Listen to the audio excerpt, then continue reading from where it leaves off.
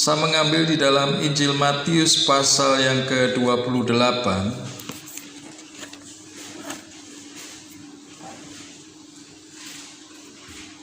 Kita akan membaca mulai ayat 1 sampai dengan yang ke-10.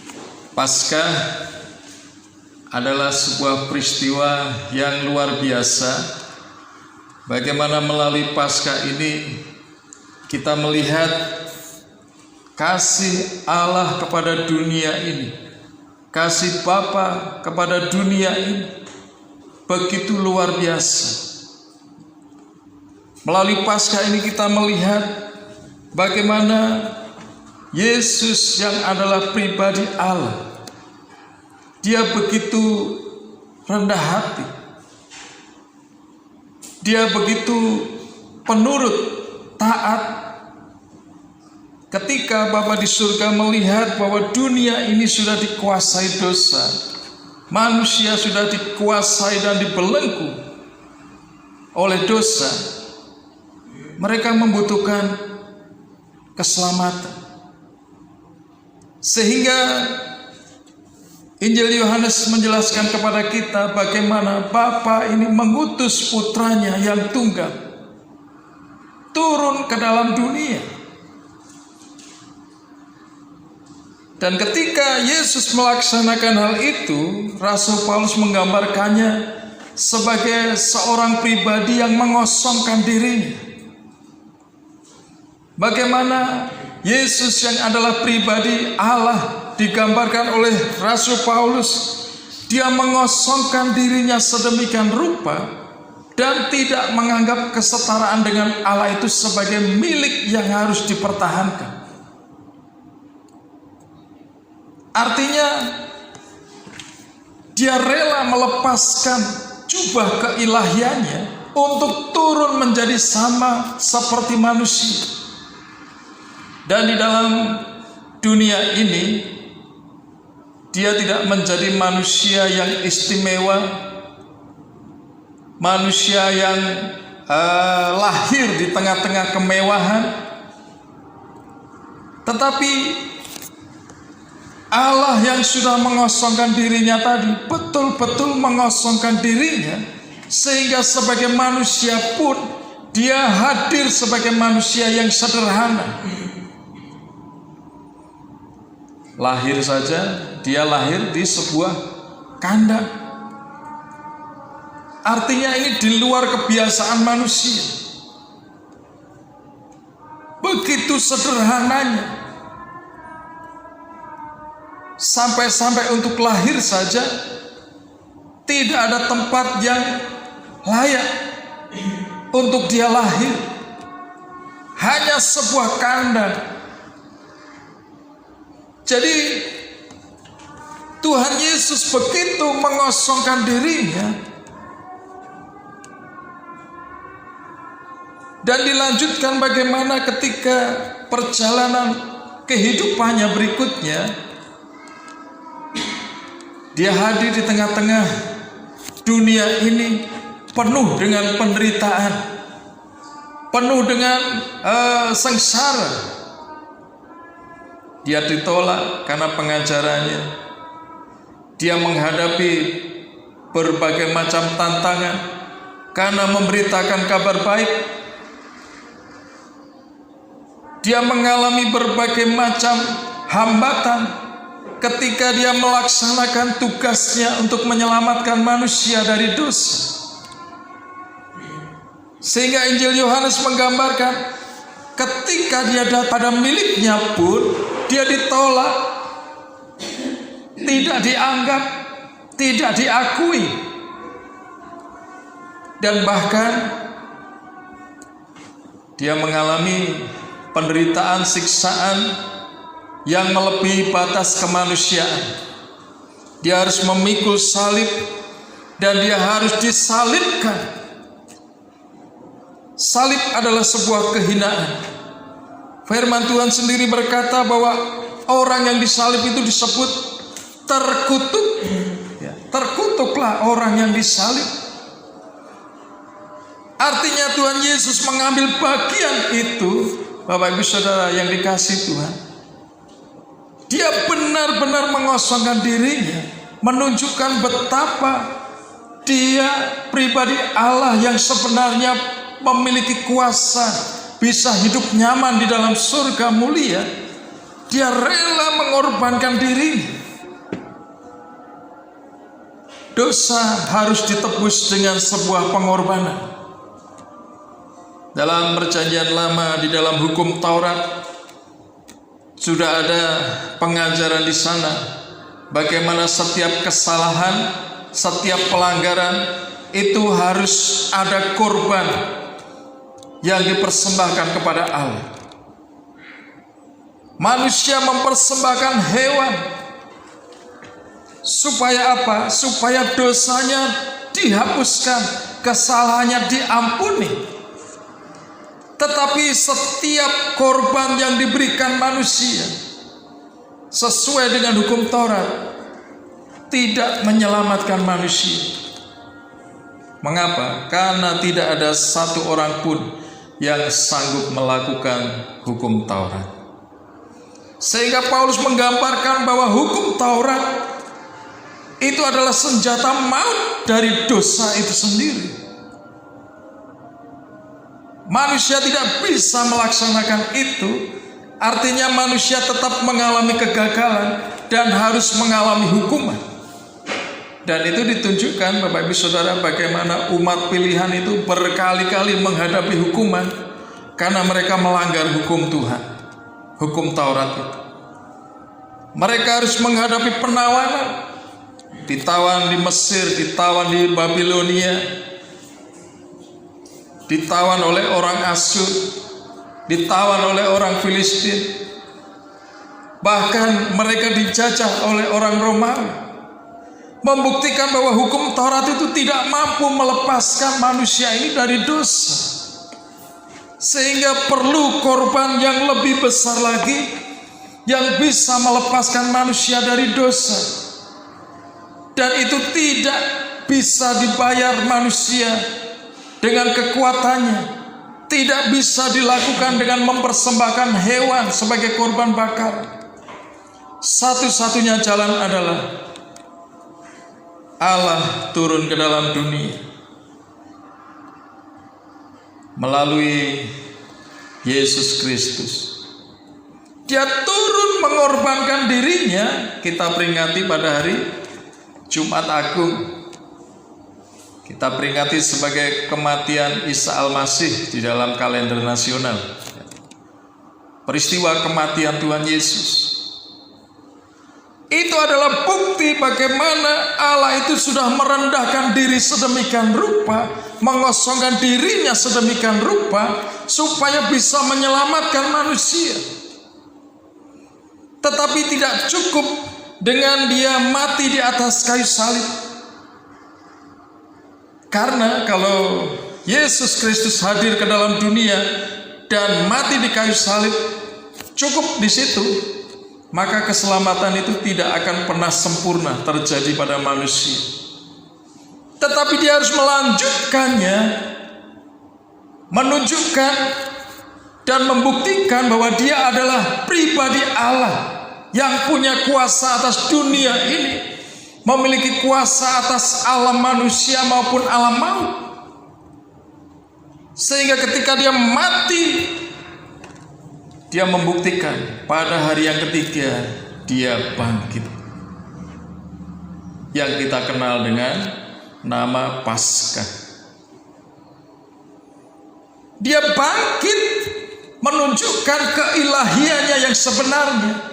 Dia bangkit bukan sebagai manusia biasa lagi, tetapi dia bangkit sebagai sosok ilahi, sebagai pribadi Allah sendiri.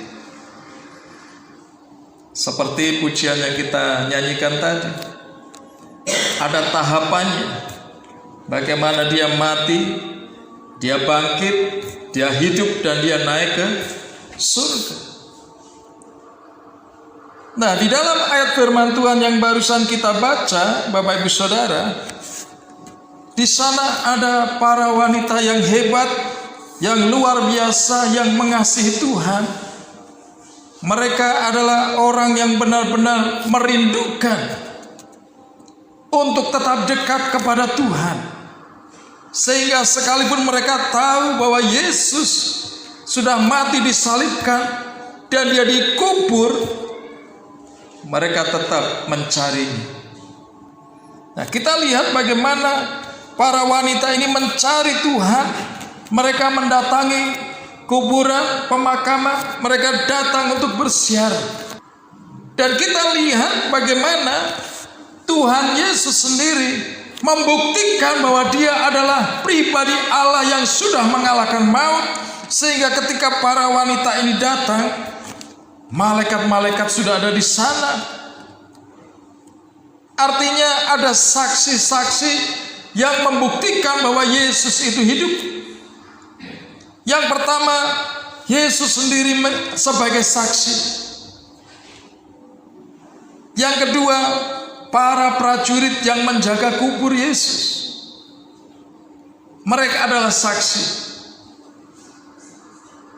Lalu malaikat itu sendiri, dia juga adalah saksi. Dan yang berikutnya adalah para wanita tadi. Ini adalah saksi-saksi yang melihat, membuktikan bahwa Yesus sudah bangkit dari kubur. Artinya kebangkitan Tuhan Yesus ini memberikan sebuah pengharapan yang baru kepada kita semuanya. Dan pesan Paskah yang disampaikan melalui kebangkitan Tuhan Yesus di sini disampaikan, jangan takut.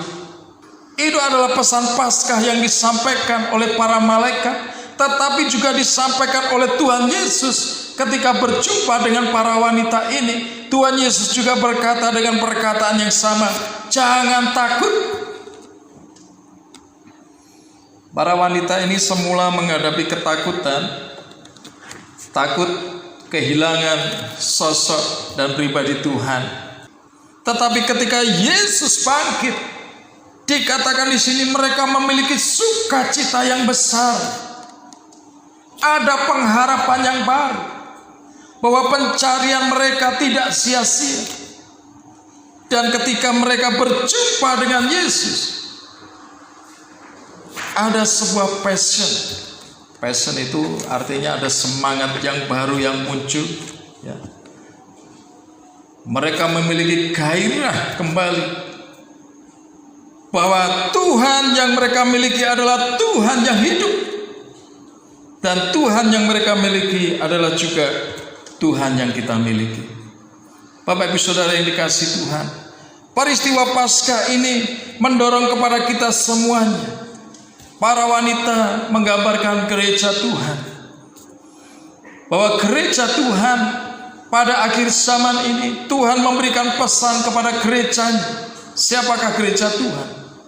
Gereja Tuhan bukan bangunan sebuah gedung, tetapi gereja Tuhan adalah saya dan Bapak Ibu Saudara semua yang sudah diselamatkan, di mana firman Tuhan berkata bahwa kita adalah bait dari Roh Kudus. Roh Kudus tinggal di dalam hidup kita. Itulah sehingga kita disebut sebagai gereja Tuhan. Dan wanita ini menggambarkan bahwa gereja Tuhan harus seperti wanita ini. Ada kewajiban di dalam hidupnya. Bagaimana gereja Tuhan selayaknya mereka itu adalah gereja yang mencari Tuhan. Gereja Tuhan adalah orang-orang percaya. Bagaimana sebagai orang percaya, hidup kita adalah hidup untuk kita mencari Tuhan. Mencari Tuhan dalam pengertian mengutamakan Tuhan, bergantung harap kepada Tuhan. Orang yang mencari, dia berharap untuk bertemu, berjumpa. Dan firman Tuhan berkata, setiap orang yang mencari, mereka akan menemukan. Para wanita ini berjumpa dengan Yesus. Dan perjumpaan itu sangat penting artinya di dalam kehidupan orang percaya.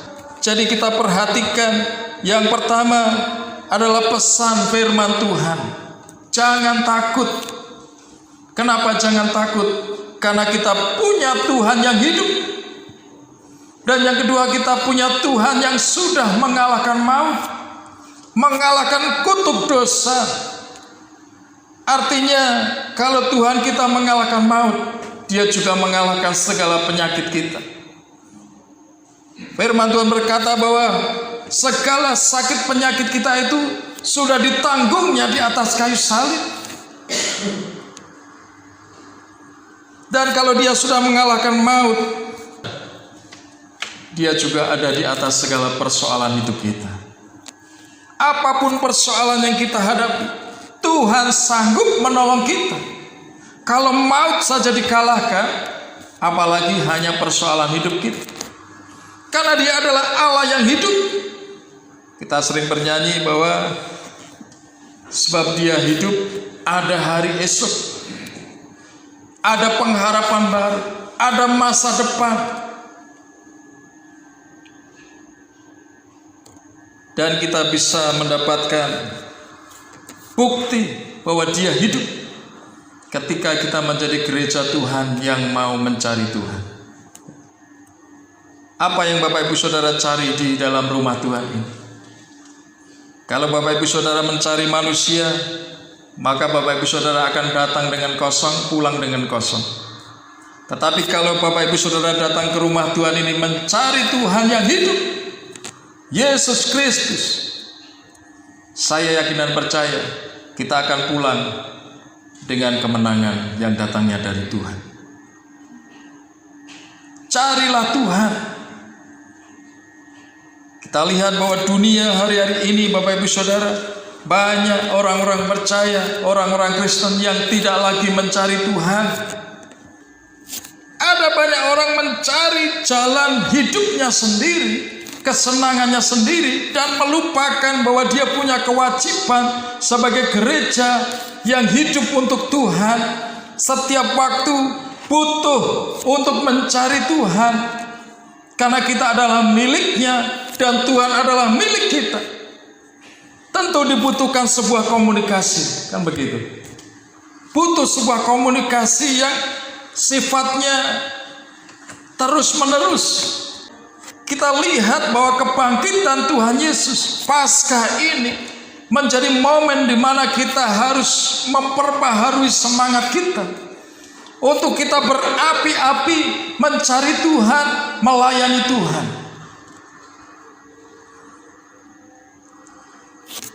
Dan yang berikutnya adalah Bapak Ibu Saudara harus berjumpa dengan Tuhan. Perjumpaan itu merubah segala-galanya. Perjumpaan dengan Tuhan merubah murid-murid Tuhan dari orang-orang yang penakut menjadi orang yang berani. Ada banyak murid-murid Tuhan ketika berjumpa dengan Tuhan, mereka memiliki semangat yang baru. Sebagaimana para wanita ini ketika berjumpa dengan Tuhan, mereka memiliki gairah, memiliki passion, memiliki sesuatu yang baru di dalam hidup mereka. Rasul Paulus berkata di dalam Roma pasal yang ke-12 ayat yang ke-11, janganlah hendaknya kerajinanmu kendor, biarlah rohmu menyala-nyala dan layanilah Tuhan. Bagaimana kita bisa memiliki kerajinan yang begitu menggebu-gebu? Bagaimana kita memiliki semangat yang menyala-nyala? Saya katakan ketika kita berjumpa dengan Tuhan Yesus. Berjumpa dalam pengertian bahwa kita itu betul-betul mengasihi Tuhan. Kita sadar bahwa kita hidup dan melayani adalah panggilan hidup kita. Ya, melayani di dalam rumah tangga, di dalam pekerjaan kita, dan di dalam pelayanan rohani. Bapak Ibu Saudara, semuanya itu adalah tanggung jawab kita sebagai orang percaya. Tugas yang Tuhan berikan adalah supaya kita pergi dan menghasilkan buah. Dan itu tidak akan pernah terjadi ketika kita tidak memiliki semangat dan gairah yang baru, tidak memiliki perjumpaan dengan Tuhan. Lah bagaimana kita berjumpa dengan Tuhan? Ya diawali dengan kita mencari Tuhan. Dan bagaimana kita bisa mencari dan berjumpa dengan Tuhan? ketika kita punya waktu untuk duduk di bawah kaki Tuhan. Kalau waktu kita habis untuk pekerjaan, habis untuk bermain HP, maka kita tidak akan pernah mengalami yang namanya dibangkitkan sebagaimana Tuhan bangkit melalui Paskah. Jangan takut apapun persoalan kita, tetap kita mencari Tuhan, dan bagaimanapun juga kita harus bisa berjumpa dengan Tuhan.